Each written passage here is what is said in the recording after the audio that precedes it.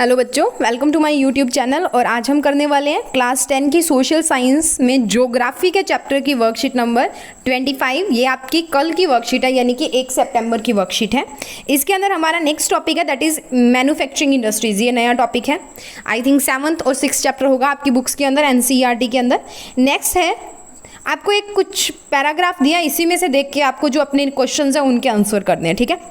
The production of goods in large quantities after processing from raw material is to more valuable product is called manufacturing।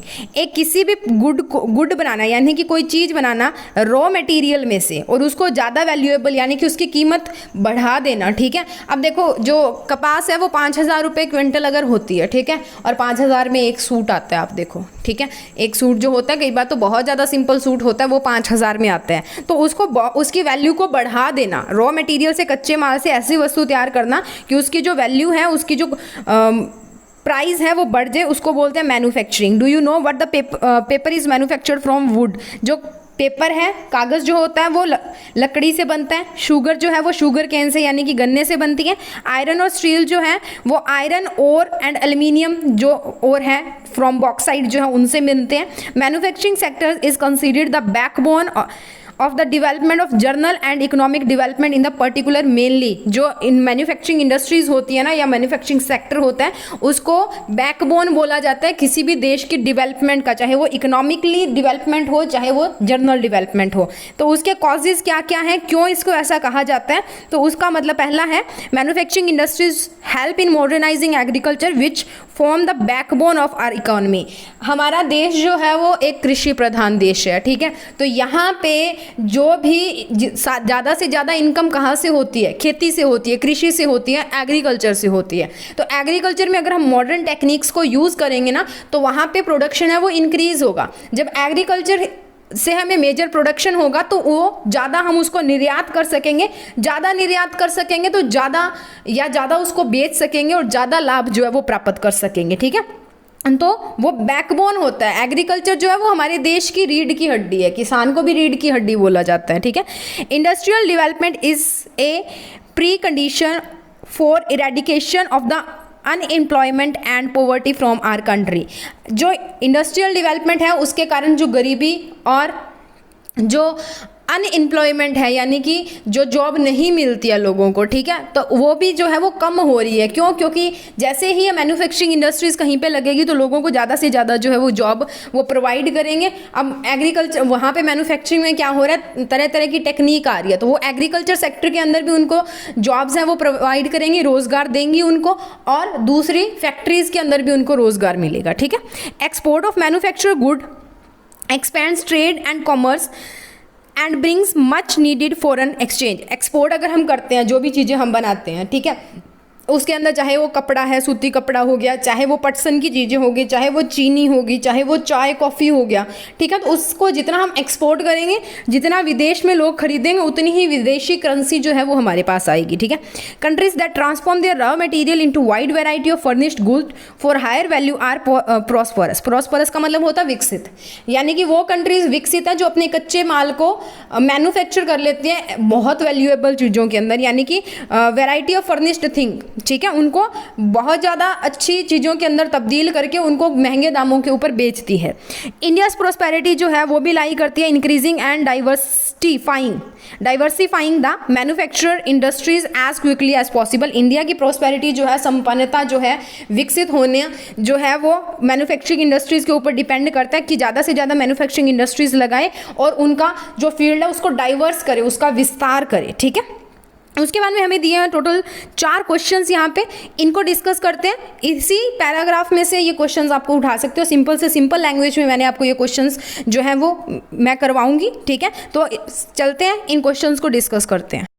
Now students, अब हम discuss कर लेते हैं हमारी worksheet के question. Then question number 1 हमारे पास है, while manufacturing industries are dependent on agriculture in some cases they are also helpful in the development of agriculture. देखो, कुछ मैन्युफैक्चरिंग इंडस्ट्रीज जो है वो कृषि के ऊपर, खेती बाड़ी के ऊपर, एग्रीकल्चर के ऊपर निर्भर करती हैं, और एग्रीकल्चर की डेवलपमेंट के लिए भी वो सहायक होती हैं। कैसे? तो उसके लिए देखिए, agriculture and industries go hand in hand, एक दूसरे के साथ साथ चलते हैं। हैंड इन हैंड का मतलब देना लेना चलता रहता है। कुछ उद्योगों से एग्रीकल्चर को मिलता है, कुछ एग्रीकल्चर उद्योगों को देता है। तो क्या कुछ देता है वो देखो। In agro industries, agriculture helps in industries by providing raw material, यानी कि एग्रो इंडस्ट्रीज वो इंडस्ट्रीज होती हैं जिनका जो रॉ मटेरियल है वो एग्रीकल्चर से आता है, जैसे कॉटन, वुलन, जो jute, silk, textiles, sugar, T, edible oil, ये जो इंडस्ट्रीज़ होती हैं, इनकी जो मैन्युफैक्चरिंग इंडस्ट्रीज़ होती हैं, इनका जो है वो हमारा कच्चा माल जो है यानी कि रॉ मटेरियल है वो एग्रीकल्चर से मिलता है। And industries provide products such as irrigation pump, fertilisers, pesticides etcetera, जो हम कृषि के ज़्यादा उत्पादन के लिए यूज़ करते हैं। पानी जो कृषि को लगाया जाता है, सिंचाई उसकी की जाती है, उर्वरक जो हम फर्टिलाइजर्स खादें उसमें डालते हैं, कीटनाशक जो हम उसके अंदर डालते हैं वो हमें जो है वो मैन्युफैक्चरिंग इंडस्ट्रीज से मिलती है। ठीक है, next is second question, why the manufacturing industries are called backbone of economic development, give any 2 reason.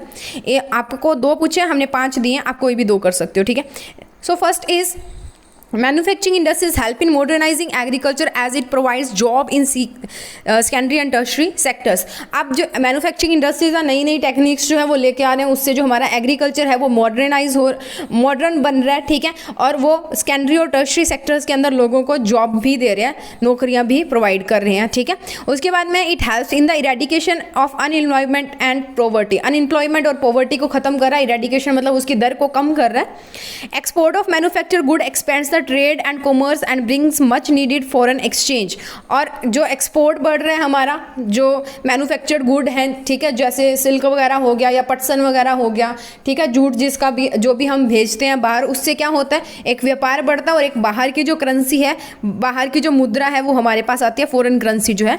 It helps in prospering the country by giving boost to the economy, ये एक देश को संपूर्ण रूप से संपन्न बनाती है, क्या देके उसकी इकोनॉमी को बूस्ट करके, क्योंकि इसमें ज़्यादा से ज़्यादा लोगों को रोज़गार मिलता है, चाहे वो कृषि की उत्पादकता बढ़ती है तब मिलता हो, चाहे वो इन्हीं कारखानों के अंदर, इनके जो कारखाने होते हैं, फैक्ट्रीज होती हैं, उनके अंदर मिलता हो, तो उससे लोगों की आय जो है वो बढ़ती है और उनके पास इनकम के जो स्रोत होते हैं वो बढ़ जाते हैं। Next, they reduce the heavy dependence of people on the agriculture income by providing them job in secondary and tertiary sectors. ये क्या करते हैं, लोगों की जो एग्रीकल्चर के ऊपर डिपेंडेंट है, खेती बाड़ी के ऊपर, उसको कम करते हैं, क्योंकि हमारा देश जो है वो एक कृषि प्रधान देश है। कृषि प्रधान मतलब यहाँ पे 85 to 80% या 80 to 85% जो जनसंख्या है वो कृषि के ऊपर निर्भर करती है, एग्रीकल्चर के ऊपर निर्भर करती है। ठीक है, तो ऐसे काम में या ऐसी जगह को देखते हुए अगर कई बार जो है वो हमारे पास फसल अच्छे से नहीं होती है, तो फिर आधे से ज़्यादा मतलब 85% पीपल्स जो है वो भूखे रहेंगे, और किसान ही तो अन्नदाता होता है जो बाकियों को अन्न देता है, तो वो जो लोड होगा वो खत्म हो जाएगा, क्योंकि लोगों को रोजगार जो है वो ज़्यादा मिलना शुरू हो जाएगा। उसके बाद में contribution of industries in national economy, तो the trade of the growth rate of manufacturing over the last decade, पिछले 10 सालों के अंदर जो ग्रोथ रेट है वो 7% पर एनुअम है, यानी कि हर साल 7% जो है वो हमारी ग्रोथ रेट जो है वो बढ़ रही है पिछले 10 सालों से। ठीक है, अब जो है वो हम 12 साल का जो है वो एक टारगेट लेके चल रहे हैं। नेक्स्ट है 12% का, sorry. Next, name any 5 items you use in the your life that are produce by manufacturing industries. ऐसे अपने 5 आइटम्स बतानी है जो आप अपनी लाइफ के अंदर यूज़ करते हो और जो मैन्युफैक्चरिंग इंडस्ट्रीज में बनाई जाती हैं। तो कॉटन जो घरों में यूज़ की जाती है साफ करके जो आती है, ठीक है। वूल, ऊन जो होती है, ठीक है, भेड़ों में से निकाल के उसको दोबारा क्या होता है, फैक्ट्रीज़ के अंदर, मैन्युफैक्चरिंग फैक्ट्रीज़ के अंदर से निकाला जाता है, फिर उसके जो है वूल के धागे बनाए जाते हैं। जूट, पटसन सीधा खेतों में से वो लेके जाते हैं, उसके बाद में साफ़ करके आपको पटसन जो प्रोवाइड की जाती है, उसके अलग अलग मटेरियल्स प्रोवाइड किए जाते हैं। सिल्क टेक्सटाइल, सिल्क मिलता है, कपड़ा, शुगर, चीनी मिलती है, गन्ना लेके जाते हैं और गन्ने से क्या बनाते हैं, शुगर यानी कि चीनी। उसके बाद में टी, एडिबल ऑयल यानी कि खाने वाला तेल जो आप यूज़ करते हो, शुगर दोबारा आ गया। उसके बाद में toothpaste, soap, bread, paper etcetera. ठीक है, next is question number 4, which manufacturing industries are located in और अराउंड योर सिटी। आपकी सिटी के, आपके शहर के आसपास या उसके अंदर कौन कौन से जो मैन्युफैक्चरिंग इंडस्ट्रीज़ हैं वो लोकेटेड हैं। तो ये मैंने कुछ दिल्ली के आसपास के जो सेक्टर्स हैं वो निकाले हैं। मतलब वहाँ पे क्या है, एक ऑयल इंडिया लिमिटेड है, एक हार्वल्स लिमिटेड है, एक आइशर मोटर्स लिमिटेड है और एक मारुति सुजुकी इंडिया है। मारुति सुजुकी इंडिया के अंदर मारुति की कारें बनाई जाती हैं।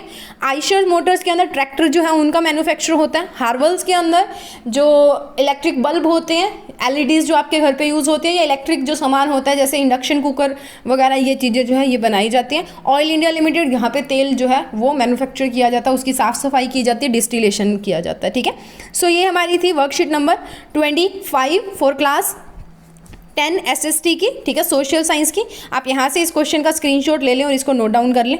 ठीक है, ये क्वेश्चन नंबर 3 और क्वेश्चन नंबर 4 का आंसर आपको दिख रहा है। ठीक है, आप इसको यहाँ पे पोज करें और अपना आंसर नोट डाउन करें। नेक्स्ट चलते हैं क्वेश्चन, अगले क्वेश्चन के ऊपर। सो ये है हमारे पास क्वेश्चन नंबर 2।